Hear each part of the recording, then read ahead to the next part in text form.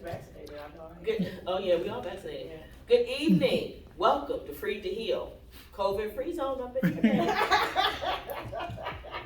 Welcome to 2022. Thanks for joining us on our YouTube. You can find us on Instagram. You can find us on Twitter. Also check out my page. Also Her People Highway. To look at a book that I wrote about identifying unhealthy elements in relationships, which is a great book for defining what's going on with you. I'm a big believer that if you understand what's going on with you, then the rest of the world has no choice but to change around you. When you adjust yourself, the responsibility is on us. And so this is a group designed to help formerly incarcerated and their loved ones to heal from the traumas associated with incarceration. Not just the person who's been incarcerated is traumatized. The damage is not just done to the person that's incarcerated. The damage is done to the whole family, and I would even venture, I say, to the entire community. When you pluck out of a community men, leaders of the community, or women who were caretakers out of the community, and you put them in prison, you take that safety net, the social safety net that is not the government, you take it out of the community, and the community suffers.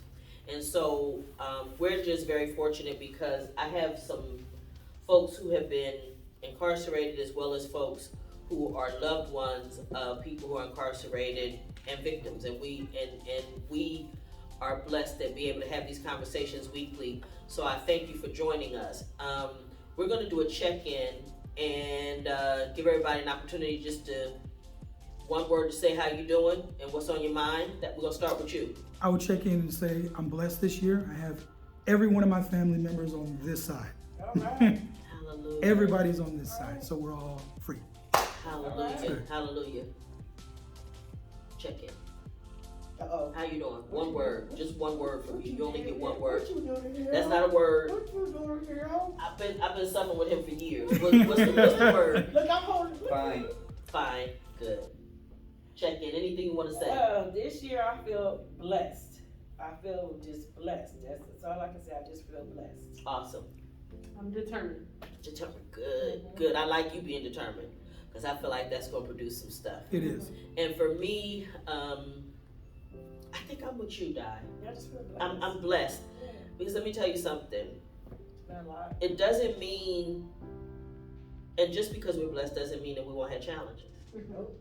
It don't mean that. More challenges. When you're blessed, It you does. get more challenges. You're absolutely right. It brings more challenges, and it brings more haters. Testimonies. Thank you. She's so sweet. I love her. I'm gonna call her my language Yeah, because she breaks it down. facilitator. That's what I said, you My not gonna language do today. facilitator. Not Yes, today. because she always breaking it down for The me. Right. eternal optimist. Right. Like for example, the immature versus mature mind versus how kids think and how adults think. See, all that's good stuff. Ooh. Right? Oh yeah, she straightened me out on that. We get there. And so so I'm good. I'm glad I need you here. I need you here. We gotta get through this year. But I will say this, we should not take it for granted that we're here. There are a lot of people who didn't make it to 2022. There are a lot of people who came into 2022 who are really sick, not just with coronavirus or things like that, but with a lot of other health ailments. There are a lot of people that are not in their right mind. And I'm just gonna go here just for a split second. One of my favorite scriptures, don't be offended if you're not religious or whatever, but this is one of my favorite scriptures, that God didn't give us a spirit of fear, but a power, love, and a sound mind. And for me, the sound mind has been one of my greatest gifts. Thankfully, as a young woman, I went through a relationship that I thought I was insistent that I had to have. This man, Who's ready? baby, You said it. let me just tell y'all, let me tell the story. Let me tell Well, I grab a handful of air. Let me tell the story. She's a hater. He was my ideal, if I had to write on a piece of paper what I wanted in a man. I'm talking about the way he looked, the kind of job he had, his spiritual development, how he raised his son, because he went and got custody of his son, which, you know, for me, that was a great big deal. You know what I mean? Oh my gosh. You know what I'm saying? You went to court as a young man to fight for your child. Mind you, whose mother had 4 other children and was not a derelict mother. She wasn't a derelict mother. He just felt he could do a better job. And he went to court and fought. Now, you talking early 80s. You know he fought hard. Yeah. He spent a lot of attorney money for that. Sure did. So for me, he had a special place in my heart. We were spiritually connected. We taught each other. We were in the same school, Bible school. We taught each other, but that relationship was not going to work. I was insisting it was. Why not? Don't you see on this piece of paper right here? Don't you see all the boxes he checked? 1, 2, 3, 4, 5. Oh, okay. You don't see all the boxes? You know what he looked like? Oh. You know what I look like. You see my boxes checked.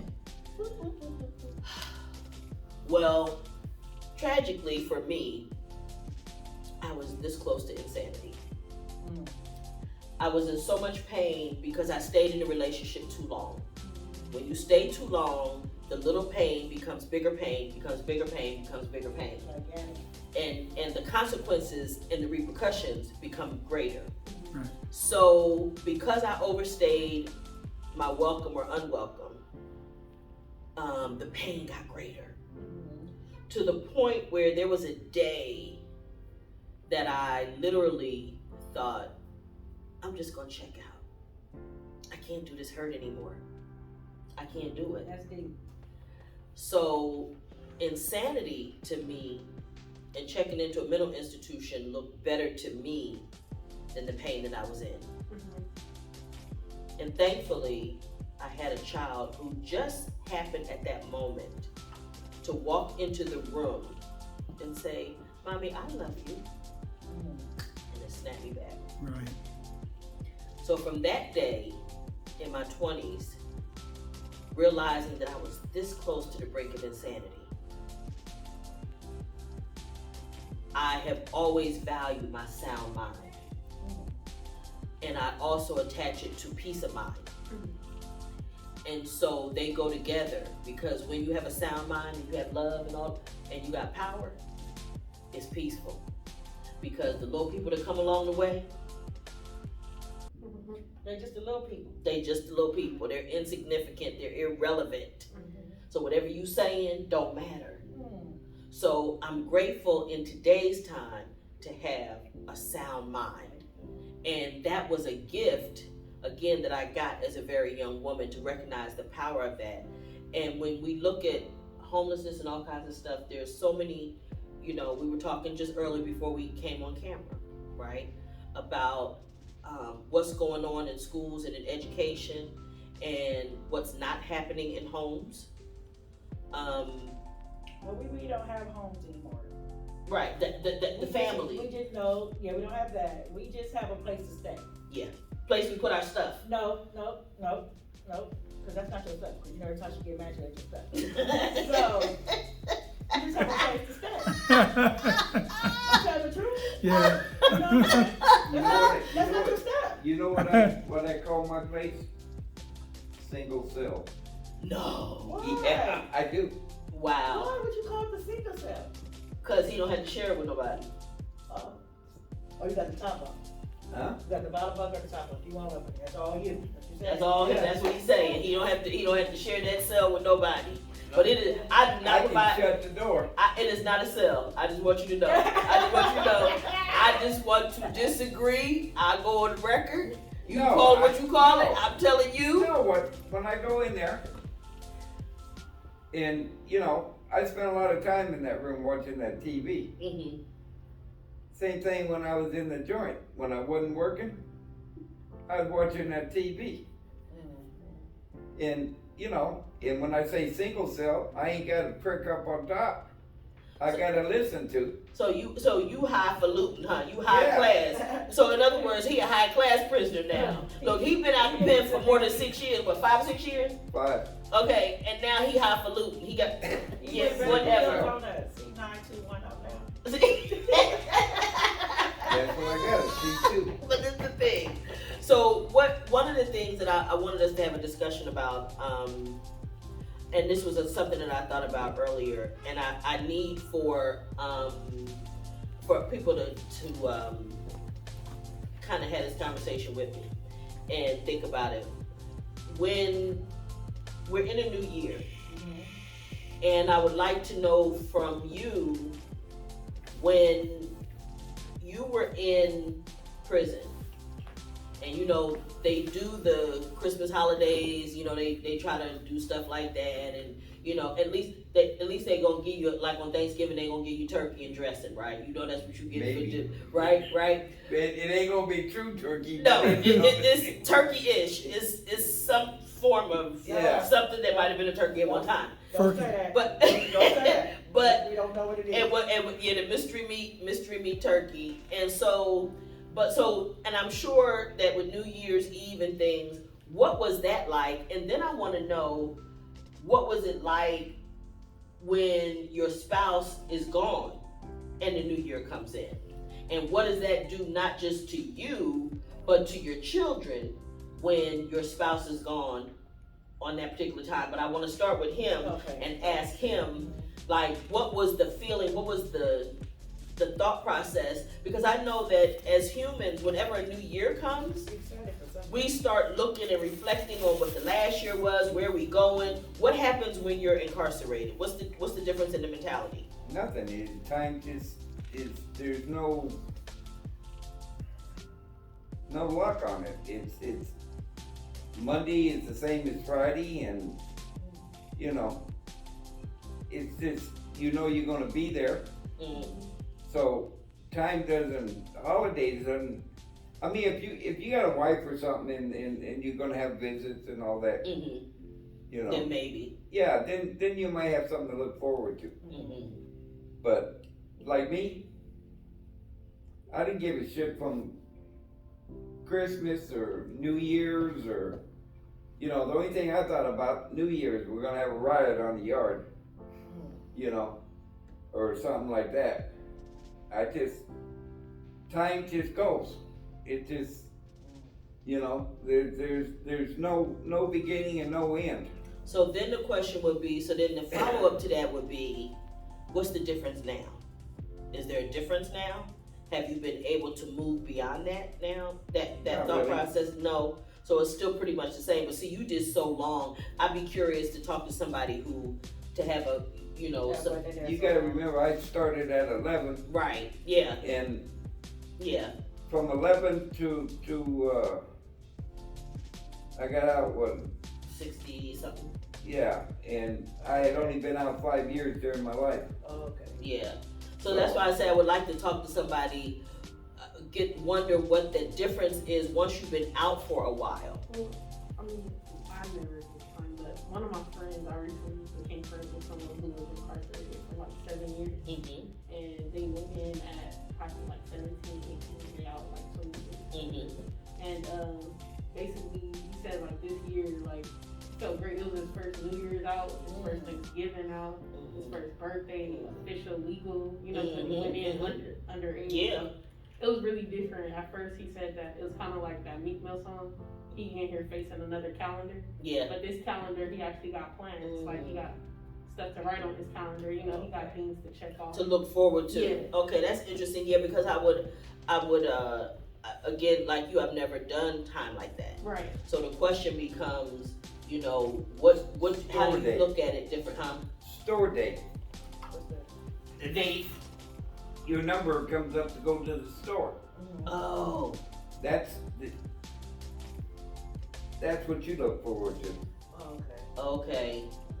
That you can get to the store. Okay, and that there is something. I can remember being in the, and then I know there's something to that too, because I can remember teaching and having participants in my group inside say, I gotta go to the store tonight. Can I, like, cause I gotta leave. Like, this is a big deal. Yeah, And this is the highest priority. because if you miss it, Right, you just out of luck. And then another one was laundry. now, They laundry take care of itself. They would tell me that laundry was an issue. Huh? They would tell me that laundry was an issue. So, You they're turn pretty your blue crap boots. in, you get it back. Oh, okay. But I'm saying that as far as, if you had anything good, you washed it yourself. Okay. Like I kept getting, these shorts, what was too small. And they would give me a blood blister on it. In your thigh. Yeah. So I go down to the doctor and I tell him I want a chrono. A chrono up there is something you get one from the doctor. They have to do it. So I get this chrono. I tell the doctor I want a chrono for 44 shorts. And the doctor looked at me like I was nuttier in a fruitcake. That was probably true, but that was beside. Yeah, but I told him I don't give a rat. I'm tired of these blood blisters. So I convinced him to give me the chrono. So I take it to the laundry. And I talk to the free man which running the laundry, and I give him the chrono and I explain to him, real nice. Next week, same thing, get shorts that's not my size. Following week, the same thing. So I write them up. I write what they call a 602. And I put on the 602, I don't see how you can hire this guy and pay him $50,000 a year and he's too dumb to put shorts in a bag. So I'm up on the tier working and this free man comes up there and he tells me he's gonna get me for slandering his name and shit. And I look at him and I said, really? And he said, yeah, I'm gonna write your ass up and this and that. And I asked him, I said, did you put the right size shorts in my bag? And he says, hell no. And I said, well, you're stupider than a goddamn rock, and that's the way it is. So go write anything you want, because I'm a lifer. I don't give a rat's ass what you write. So 20 minutes later, here comes a cop that works in the laundry room. And he's telling me, he says, cowboy, everybody knew me. Because I was a plumber and I traveled, the whole place. And he said, what the hell's going on? And I explained to him. I said, he's upset because I wrote him up because I made a statement that he's too dumb to put the damn shorts in the bag. So the cop tells me, he said, look, I'll tell you what I'll do. He says, cancel that 602. He says, you come down to the laundry and I'll give you a whole bag of new shorts, and when you wear them out, come back to me and I'll give you another some bag. more. Wow. And See, I he's just trying to be right, because all you're trying to do is handle the situation. I want to welcome you, and I just want to let you know this. What the question was that started the conversation was, now that there's one mindset, or what was the mindset, what was it when New Year came, when you were incarcerated, and how is it different now that you're out? So I have that for you, but then, and he's already answered, but then I had a question for her, and I'm gonna let her, because I just wanted to catch you up. Okay. So now this is about, for her, the question is, being a loved one, a wife, and having children, how is it different when your spouse is incarcerated and the New Year comes?